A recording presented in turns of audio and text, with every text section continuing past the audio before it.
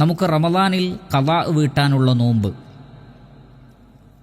ആ ഖളാ വീട്ടാനുള്ള നോമ്പ് മറ്റു സുന്നത്ത് നോമ്പുകളുടെ സന്ദർഭത്തിൽ, സാഹചര്യത്തിൽ നമുക്ക് നോറ്റു വീട്ടാമോ? അങ്ങനെ രണ്ടിൻ്റെയും കൂടി നിയ്യത്ത് ഒരുമിച്ച് വെച്ചുകൊണ്ട് ആ ഇബാദത്ത് ചെയ്യാൻ പറ്റുമോ?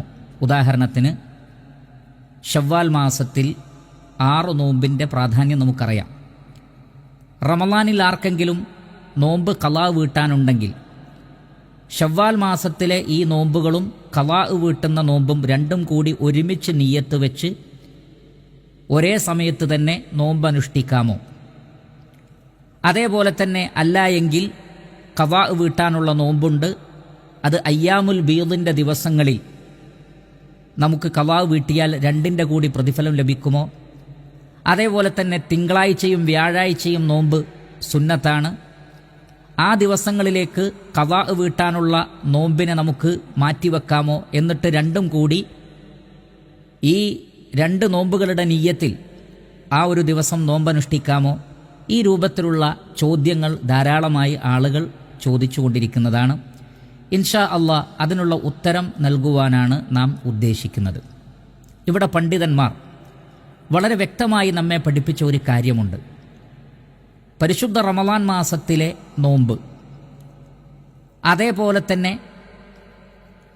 നിർബന്ധമായി തീർന്നിട്ടുള്ള കഫാറത്ത് പോലെയുള്ള നോമ്പുകൾ, അതേപോലെ തന്നെ നേർച്ചയാക്കിയ നോമ്പ്, ഇതൊക്കെ വാജിബുകളാണല്ലോ, സുന്നത്തല്ല വാജിബാണ്. നമുക്ക് കഫാറത്ത് പല വിഷയത്തിലും കഫാറത്ത് നോമ്പ് നോൽക്കലാണ്, പ്രായച്ചിത്തം നോമ്പ് നോൽക്കലാണ്. അപ്പോൾ അത് വാജിബാണ്, നിർബന്ധമാണ്. അതേപോലെ തന്നെ നോമ്പ് നേർച്ചയാക്കിയാൽ അതും വാജിബാണ്. അതേപോലെ തന്നെ റമദാനിൽ ഖളാ വീട്ടാനുള്ള നോമ്പ് അതും വാജിബാണ്. ഇങ്ങനെ വാജിബായ നോമ്പുകൾക്ക് വാജിബ് വീടുന്നു എന്ന നിയ്യത്ത് നിർബന്ധമാണ്. അതുകൊണ്ട് തന്നെ മറ്റു സുന്നത്ത് നോമ്പുകൾ പോലെ അതിനെ പരിഗണിക്കാൻ നിർവാഹമില്ല. സുന്നത്ത് നോമ്പ് വേറെയാണ്, ഫർള് വേറെയാണ്. ഫർളും സുന്നത്തും ഒരിക്കലും യോജിച്ചു വരികയില്ല, രണ്ടിനും 2 ഹുക്കുമാണ്. അതുകൊണ്ട് ഈ ഒരു കാര്യം നാം കൃത്യമായി മനസ്സിലാക്കിയിരിക്കണം. അതുകൊണ്ട് തന്നെ ഉദാഹരണം പറഞ്ഞാൽ അയ്യാമുൽ ബീദിൻ്റെ ദിവസവും തിങ്കളാഴ്ചയോ അതല്ലെങ്കിൽ വ്യാഴാഴ്ചയോ ഒത്തുവന്നു. ഇവിടെ ഏതെങ്കിലും ഒരു നിയ്യത്ത് മാത്രമാണെങ്കിലും മറ്റു പ്രതിഫലം കൂടി അവർക്ക് ലഭിക്കുന്നതാണ്. ഉദാഹരണത്തിന് അയ്യാമുൽ ബീദിൻ്റെ ദിവസവും വ്യാഴാഴ്ചയും ഒത്തുവന്നാൽ വ്യാഴാഴ്ച നോമ്പ് നോറ്റ പ്രതിഫലവും അയ്യാമുൽ ബീദിൻ്റെ പ്രതിഫലവും അവർക്ക് ലഭിക്കും. അതേപോലെ തിങ്കളാഴ്ചയും അവിടെ പ്രത്യേകം നിയ്യത്ത് വെച്ചിട്ടില്ലെങ്കിൽ പോലും സ്വാഭാവികമായി അത് ലഭിക്കുന്നതാണ്. എന്നാൽ അതുപോലെയല്ല ഖളാ വീട്ടുന്ന നോമ്പുകൾ. ഖളാ വീട്ടുന്ന നോമ്പുകൾ ഇത് നോമ്പിൻ്റെ, റമദാനിലെ നോമ്പാണ്, വാജിബായത് ഞാൻ വീടുകയാണ് എന്ന നിയ്യത്ത് തന്നെ വേണം. ഏതെങ്കിലും സുന്നത്ത് നോമ്പിൻ്റെ നിയ്യത്ത് മാത്രം മതിയാവുകയില്ല. അതേപോലെ തന്നെ ഇത് കഫാറത്തിൻ്റെ നോമ്പാണ്, പ്രായച്ചിത്തത്തിൻ്റെ നോമ്പാണ്, അല്ലെങ്കിൽ ഇത് നേർച്ച ഞാൻ നേർന്നിട്ടുള്ള നോമ്പാണ്, ആ നിലക്ക് കൃത്യമായി ആ വാജിബിൻ്റെ നിയ്യത്ത് ഉണ്ടായിരിക്കണം. ഇതാണിതിൽ ഏറ്റവും പ്രധാനപ്പെട്ടത്. രണ്ടാമത്തത്, സ്വതന്ത്രമായി ചില പ്രത്യേക കാരണങ്ങളോട് യോജിപ്പിച്ചു പറഞ്ഞുകൊണ്ട് നബി സല്ലല്ലാഹു അലൈഹി വസല്ലമയിൽ നിന്ന് വന്നിട്ടുള്ള ചില നോമ്പുകൾ, ആ നോമ്പുകൾക്ക് പൂർണ്ണമായും വേറെ തന്നെ നിയ്യത്തോടുകൂടി അത് അനുഷ്ഠിക്കേണ്ടതാണ്. ഉദാഹരണത്തിന് ശവ്വാലിലെ 6 നോമ്പെടുക്കുക. പലരും ചോദിച്ച ചോദ്യത്തിൽപ്പെട്ടതാണ് ഈ 6 നോമ്പും അതേപോലെ തന്നെ ഖളാ വീട്ടാനുള്ള നോമ്പും ഒരുമിച്ച് നിയ്യത്താക്കാമോ? പാടില്ല എന്നാണ് ഉത്തരം. കാരണം അതിന് 2 കാരണങ്ങളുണ്ട്.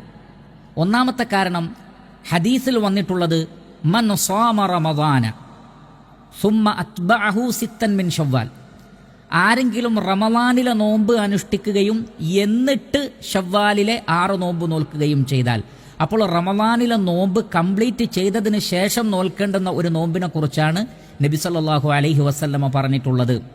അതുകൊണ്ട് തന്നെ ഖളാ വീട്ടേണ്ട നോമ്പുകൾ ആ നിയ്യത്തിൽ തന്നെ നോറ്റ് വീട്ടിയതിന് ശേഷം മാത്രമേ ശവ്വാലിലെ 6 നോമ്പ് നോറ്റ് വീട്ടാൻ പാടുള്ളൂ. രണ്ടും കൂടി ഒരു നിയ്യത്തിൽ ചെയ്താൽ അത് മതിയാവുകയില്ല. കാരണം അപ്പോൾ അവർക്ക് 30 നോമ്പേ ലഭിക്കുകയുള്ളൂ. അതാണ് ഇതിലെ രണ്ടാമത്തെ കാരണം. കാരണം നബി സല്ലല്ലാഹു അലൈഹി വസല്ലം പറയുന്നത് എന്താണ്?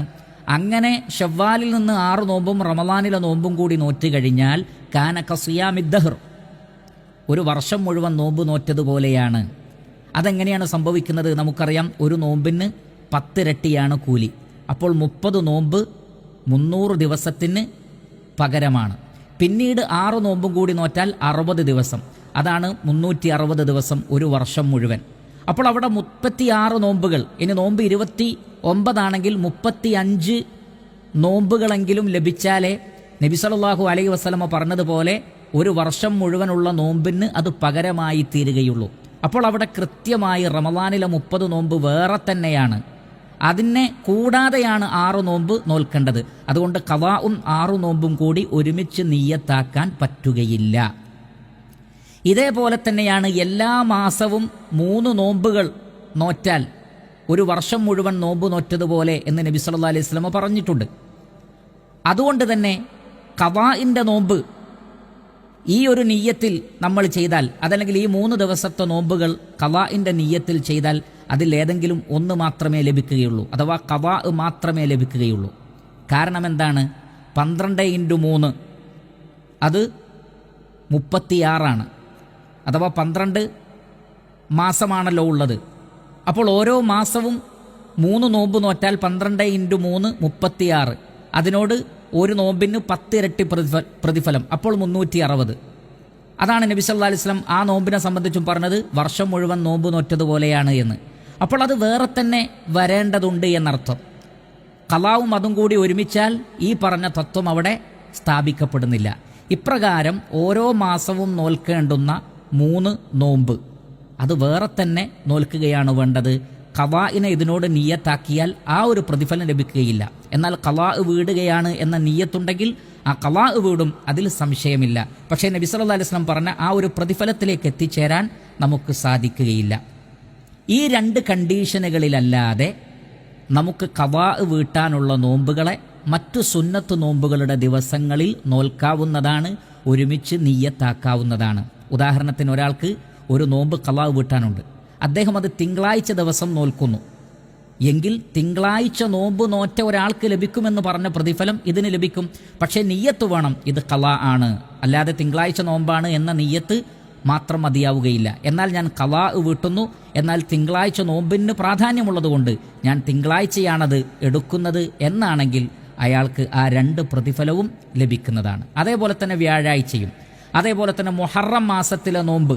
ഒരാൾ പറയുകയാണ് മുഹറം 9 നോമ്പ് നോൽക്കുന്നതിന് പ്രാധാന്യമുണ്ട്, എങ്കിൽ എൻ്റെ ഖളാ ഞാൻ ഈ ഒരു നോമ്പിലൂടെ വീട്ടുകയാണ് എന്ന് നിയ്യത്ത് വെച്ചാൽ മുഹറം 9 നോമ്പ് നോറ്റ കൂലി, അല്ലെങ്കിൽ മുഹറം 10 നോമ്പ് നോറ്റ കൂലിയും ഖളാഇൻ്റെ കൂലിയും ആ വ്യക്തിക്ക് ലഭിക്കും.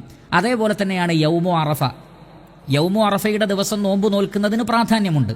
അത് ഖളാ വീട്ടുന്ന നോമ്പാണെങ്കിലും ശരി, ഏത് നോമ്പാണെങ്കിലും ശരി, യൗമു അറഫയുടെ ദിവസം നോമ്പ് നോൽക്കുക, അതിനാണ് പ്രാധാന്യം. അപ്പോൾ ഒരാൾ ഖളാ വീട്ടുന്ന നിയ്യത്തിൽ യൗമു അറഫയിൽ നോമ്പ് നോറ്റാൽ, അതേപോലെ തന്നെ മുഹറത്തിൻ്റെ നോമ്പ് നോറ്റാൽ, തിങ്കളാഴ്ച അതേപോലെ തന്നെ വ്യാഴാഴ്ച നോമ്പ് നോറ്റാൽ, അയ്യാമുൽ ബീദിൻ്റെ ദിവസങ്ങളിൽ ഖളാ വീട്ടുന്ന നോമ്പ് തിരഞ്ഞെടുത്താലൊക്കെ മതിയാകുന്നതാണ്, അതിൽ വിരോധമില്ല. പക്ഷെ എപ്പോഴും ശ്രദ്ധിക്കേണ്ടത് ഈ ഒരു കാര്യമാണ്, വാജിബ് ആയ നോമ്പുകളാണെങ്കിൽ അത് പ്രത്യേകം തന്നെ നിയ്യത്ത് വെക്കേണ്ടതുണ്ട്. അതേ സന്ദർഭത്തിൽ ഉലമാക്കളെല്ലാം നമുക്ക് മനസ്സിലാക്കി തന്നൊരു കാര്യമുണ്ട്. നമുക്ക് ഖളാ വീട്ടാനുള്ള നോമ്പുകളെ നമ്മൾ ചില പ്രത്യേക ദിവസങ്ങളിലേക്ക് നീട്ടിവെക്കുന്നത് ഉചിതമല്ല. അതിൽ പ്രത്യേകിച്ച് പ്രാധാന്യമോ ഫضലോ ഇല്ല എന്ന് മനസ്സിലാക്കണം.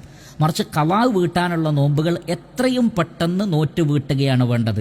തിങ്കളാഴ്ചയാവട്ടെ, അല്ലെങ്കിൽ വ്യാഴാഴ്ചയാവട്ടെ, അല്ലെങ്കിൽ അയ്യാമുൽ ബീദിൻ്റെ ദിവസങ്ങളാവട്ടെ, അല്ലെങ്കിൽ യൗമു അറഫ വരട്ടെ, അല്ലെങ്കിൽ മുഹറം മാസം വരട്ടെ, അപ്പോൾ 2 കൂടി ജമ്മ് ചെയ്ത് അതിൻ്റെ കൂലി നേടിയെടുക്കാം എന്നുള്ള നിലക്ക് തീരുമാനിക്കുന്നതിന് പ്രത്യേകിച്ച് പ്രാധാന്യമൊന്നുമില്ല.